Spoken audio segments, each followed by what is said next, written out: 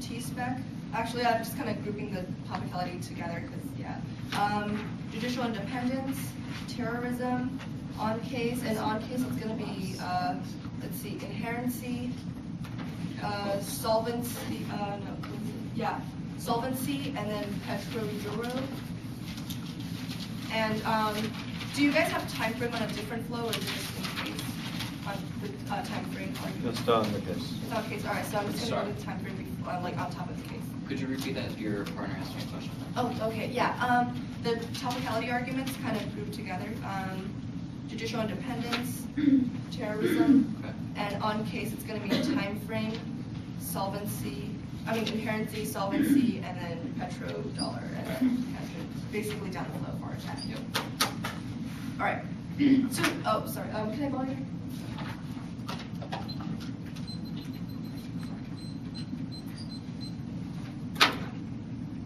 So they basically dropped the first topicality, talked about overrule, so we are perfectly topical on that part, extend all our arguments across where they can't vote on topicality. Secondly, on their T-spec, they say that you're required to read new cards and that it broadens education. However, we specifically tell you that we give you a counter interpretation that, let's see, the plan over, I think we give you how we choose the next available testing that's best for ground education and interpretation and extend all those across, and we don't require you to read new cards. It's absolutely not abusive.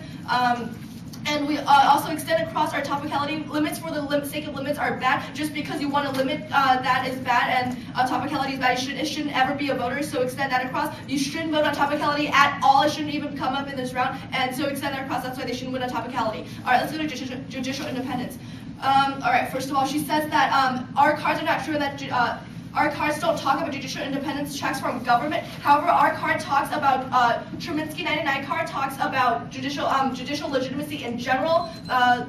Max Weber wrote that there are three major reasons for an institution's legitimacy: tradition, rationality, and effective ties. That doesn't specifically say public opinion. Nowhere in this says specifically public opinion, so this applies to legitimacy in general, and that there won't be legitimacy, and that judicial independence is won't necessarily take away legitimacy. And furthermore, they basically extend a lot of cards talking about how overruling a president decreases legitimacy, and the legitimacy they say is based on quote-unquote arbitrary discretion. However, our cards that talk about how a controversial decision won't decrease the legitimacy, that specifically calls even if you have an arbitrary discretion based on a controversial decision. So it doesn't even mean it's just a controversial decision, but the fact that the judges can base on whatever their subjective opinions are, the fact is that that will not decrease legitimacy. Even if it's a public opinion, it won't decrease legitimacy. Furthermore, this card doesn't even talk about public opinion specifically, it also talks about legitimacy in general. All right, and they further talk about how basically there's democracy and stability and oil price spike. Oh no, sorry. I'm sorry. Oh, they talk about how we increase the presidential power, and our entire plan is anti-Bush and anti-presidential power because we want to decrease American hegemony through decreasing the Bush administration's policy on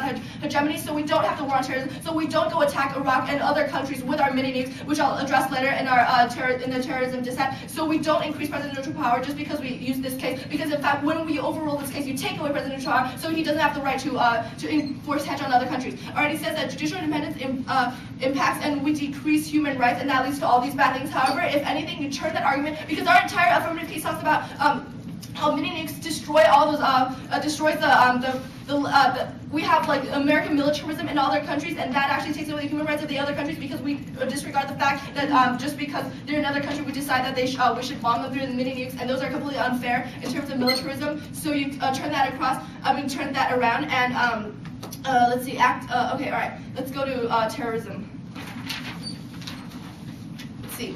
You see that this is completely speculative research because we're only quote-unquote close to mini nukes. However, first of all, we've already used mini nukes in Iraq with the bunker busters. Our on-case evidence tells you that. I think it was the I'm sorry, I don't remember what evidence it was, but it was in our card that tells you we've already used mini nukes in Iraq. We've used it through shock and all wars that specifically we have. It's not speculative research. Furthermore, what we're doing right now is developing further on the mini nukes, so we have even worse weapons going on right now. Like we're extending all those bunker busters right now, so that creates that's not speculative, but it's happening right now. And they say that we wage war on terrorism and that we need soft power to win the war on terrorism. However, the only reason that we have terrorism, and I think my partner read one of the cards about it, the reason that they're attacking it, the only reason that it's terrorism proliferation is because we're attacking those countries. So by removing our hedge, that's the only way you can get rid of the terrorism, not physically, and we're not gonna quote unquote extinct or like put put terrorism to extinction. But the point is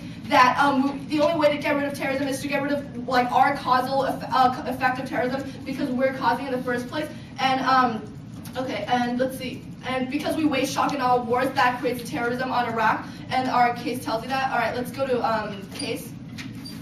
Okay, first of all, on top of the full time frame, they tell you that basically we don't know when this is going to happen. However, right, yeah, they say that you don't know what the time frame of our impacts. However, like I said, we've already had these mini nukes right now, like we've done them, and right now there is research and funding and and development done for them, and like the funding's already been instituted. And when we have already attacked a country with a mini nuke, that shows what level our hegemony goes to. Like that's the impact of that's the basic impacts of our imperialism and like American hegemony and how that's bad. And let's go to inherency, where they said that we've had the Military Commissions Act for the last 5 years. However, this is talking about the Military Commissions Act, which removes habeas corpus, and that's what's making Saudi Arabia mad. That's what they completely ignore. And all our cards tell you that they're mad because we're removing the habeas corpus. And our L-0804 card tells you that they're mad because we're treating the detainees with we're illegitimate, and we're taking away habeas corpus, and that's why they're mad.